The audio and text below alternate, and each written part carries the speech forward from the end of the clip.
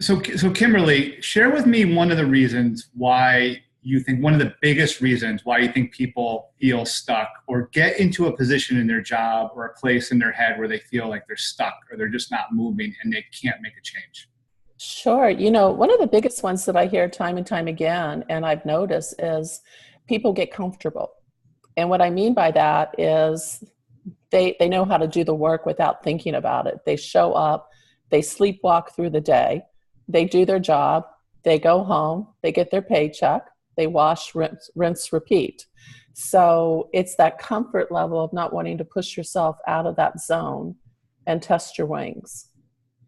And do you think I totally agree? And that we're wired as people, as human beings, to stay comfortable and stay safe. That's just really how our brain is guiding us through life most of the time. But do you think it's because that's something that starts early in life with our beliefs or how we're conditioned, or do you think it's coming more because say somebody gets married, they have a mortgage, they have children, they have a lot of obligations and responsibilities, and they start to think, I have too much other responsibility to even think of messing with this job, which, oh, by the way, happens to pay the bills right now. Yeah. Is it learned from an early stage in life, or is it something that they develop when they're adults and they have all these other responsibilities come up?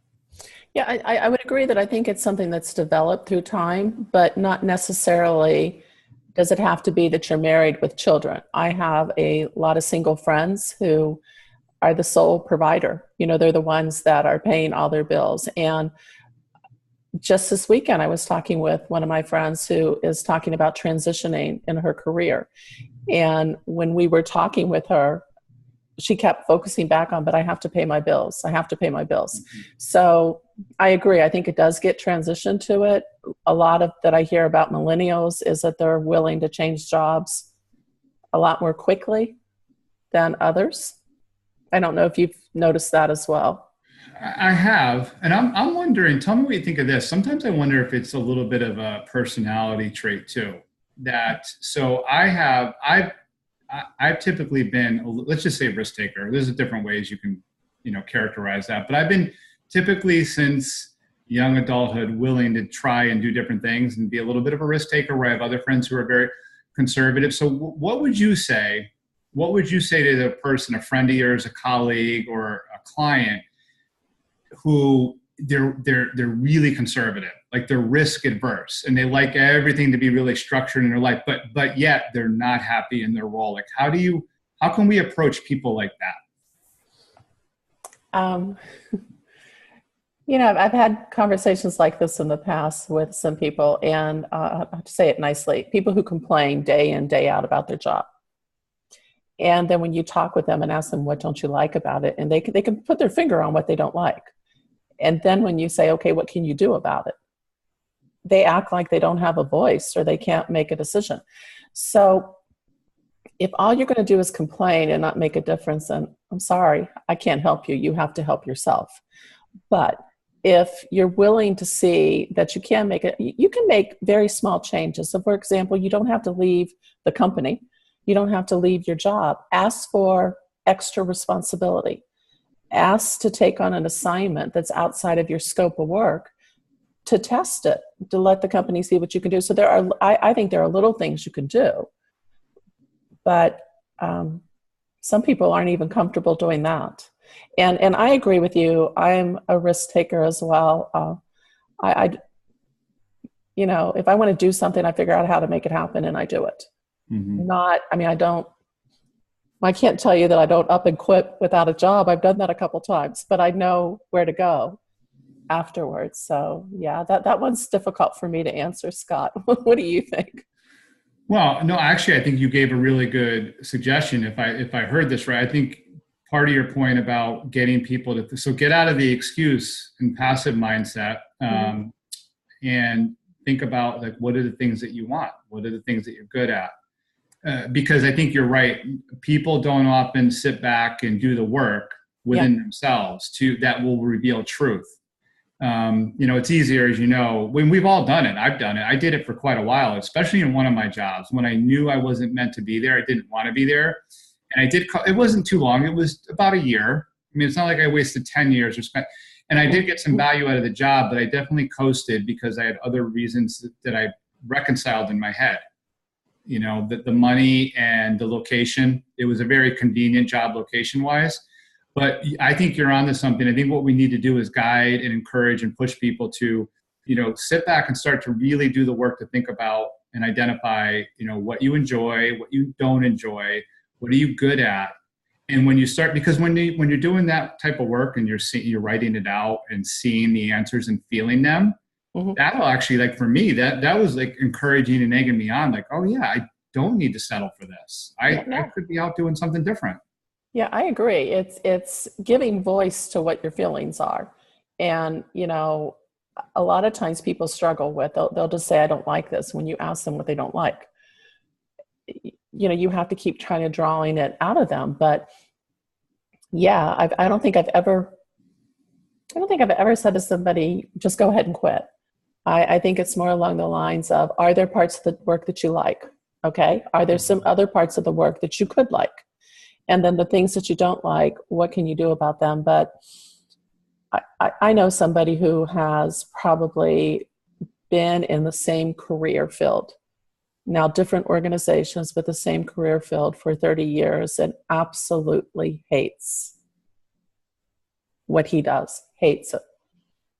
And I have conversations with this person and I can't break free through to them, but I also don't understand it.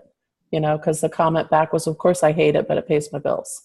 Okay. And does he complain a lot though too? Like it's one thing to accept the situation, but he complains a lot. Yeah. Yeah. And so that's, you know, I don't know. I'm ill-equipped to help that person, to be honest with you.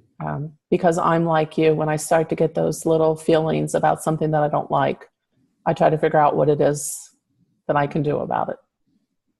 Well, and I think, you know, you make another interesting point. And I learned this actually originally from my coach, who, because when I talked about and when I got the clarity on what I was going to do to become a career coach and help people take ownership and create fulfillment, he made a comment to me one day about, welcome to the world where often, not every time, but you're going to want to help people more than they're willing to help themselves. We're in that space. You're in it, I'm in it. And we're just going to meet people like because ultimately with what we do, the space we're in around career and development and leadership, it's ultimately up to the person. Yeah. No, I agree. And that is even outside of the role as a coach. If you are in an organization and you're a leader or a manager, I mean, I've had people throughout my career that, you know, you do the performance reviews and they're not satisfied, and you show them the career track and what's next and what they need to do. They don't want to do it. The comments back are, well, just tell me what I need to do to get there. Well, I've showed them, but I can't make it happen. And, you know, we have those same conversations. So yeah, that's a tough one. I'm trying to be more sympathetic toward it, but I also know that I can't really help the person that doesn't want to be helped. Have you ever heard friends or people in your circles or been out with people and heard somebody say, you know, you're to somebody else or maybe to you, you're so lucky to love your job, or you're so lucky that you like your job? Have you ever heard that? And if you have, what goes through your mind? And I'll tell you what goes through my mind when I hear that. Well, so I will tell you, early on in my career, I used to say, I love the work and I love the people. And I started to transition to, I like the people, I love the work. And then it was like, ugh, the people, I don't even like the work. And even during those times, people would say, you know, you're so lucky to be doing what you're doing. I don't view it as luck. I view it as something that I've strategically placed myself to do, and I put in the effort. And when there are things that I don't like, I try to find a workaround, you know, not doing my work. For example, years and years ago, I worked for a company where we did strength finders, and I had a person that was my supervisee. This person stopped doing their work because it wasn't connected with her strengths. And we had an issue with that. You know, I actually had to have a heart-to-heart and say, listen, I understand you have strengths and you want to develop them. Let's find other work to add to it to help you develop them. you still have to do this job. So, yeah. What do you think when someone tells you, boy, Scott, you're so lucky? Well, I'm smiling inside because this is why I know, you and I have gotten to know each other, here recently in the last few months, and we have a lot of synergy. That's exact. You said what was inside me. I don't believe it's luck at all. I think we put ourselves in position. Yes, is there the occasional outlier who, falls into or gets a really great opportunity thrown their way, and there is a lot of good fortune or luck? Yes. But for the majority of people who are in a fulfilling, rewarding position in their career, it's not an accident. It's not luck.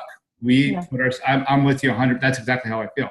So when I hear that, I'm like, that statement is out of whack, out of alignment, because it's not about luck. No, I agree with you. And if it were about luck, I'd like to have a job that, I only have to work at 2 hours a day and pays me a whole lot more money.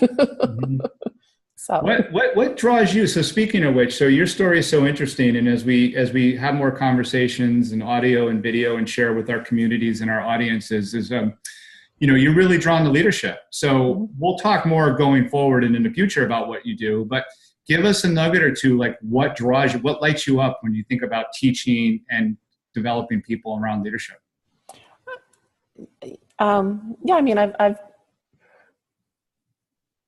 I've seen a lot of bad examples of leaders, and I've worked for some in the past, and I think that was really the eye-opener for me.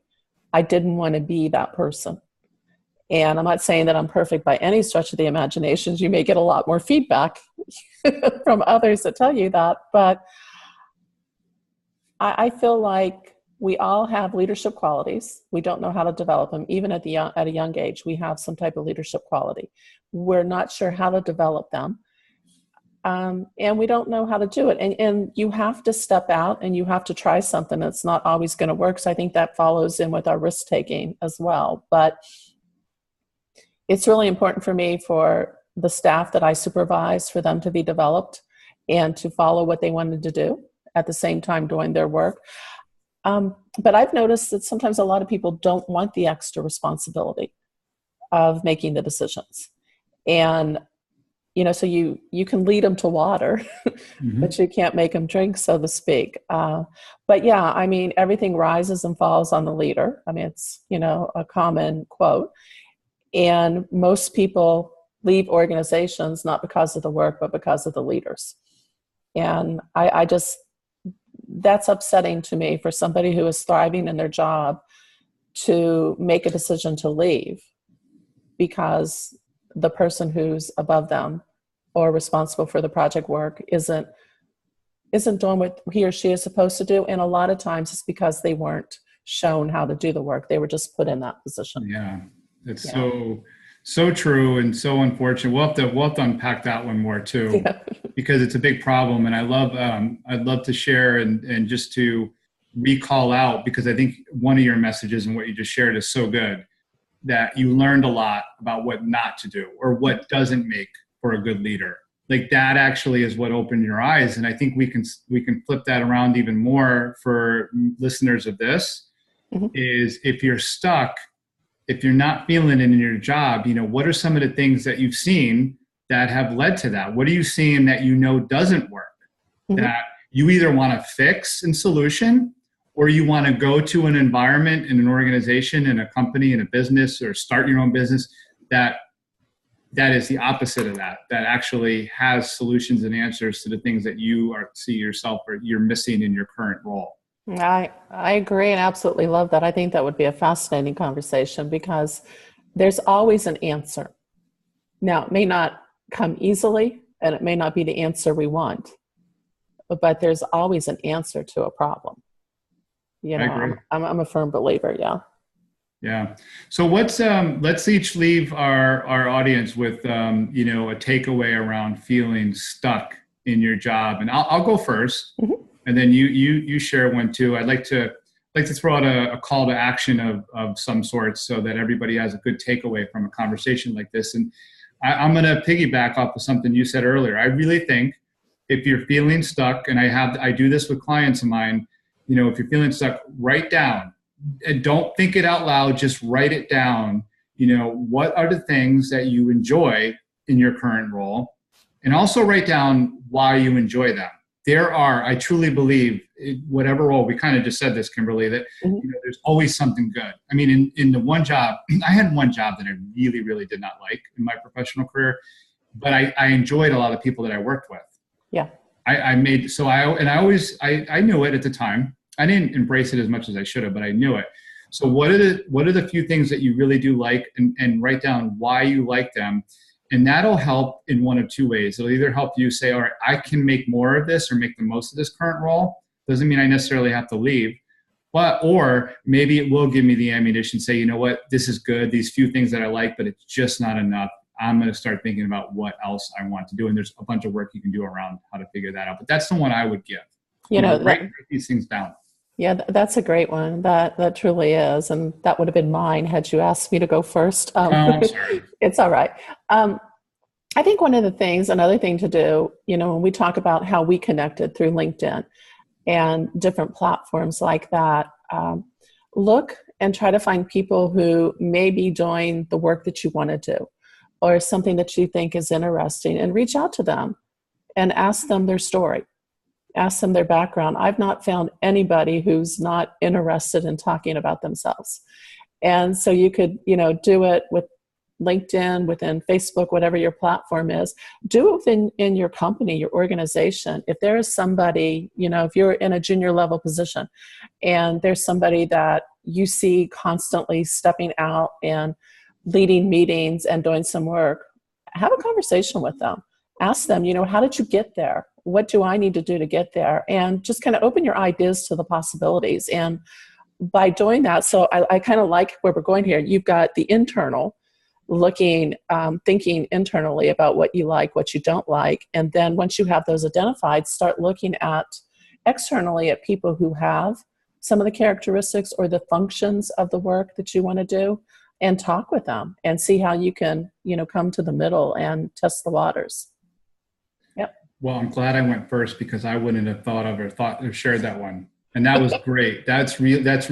And we do that, but I don't know that I would have thought to share that in this moment. So that's a good one. No, you prompted me to think it. So Thank you. All right. Well, this has been great. We both know we're doing a lot of work in the space. We'll be back with some more in our next conversation together. And again, it's a crap. Let's call it what it is. It's a pretty crappy feeling when you have that stuck or stagnant feeling in your job. But here's the message that you and I and people like you and I share. It doesn't have to be that way. You don't have to settle for it. Nope. Couldn't have said it better. Thanks, Scott. Thanks.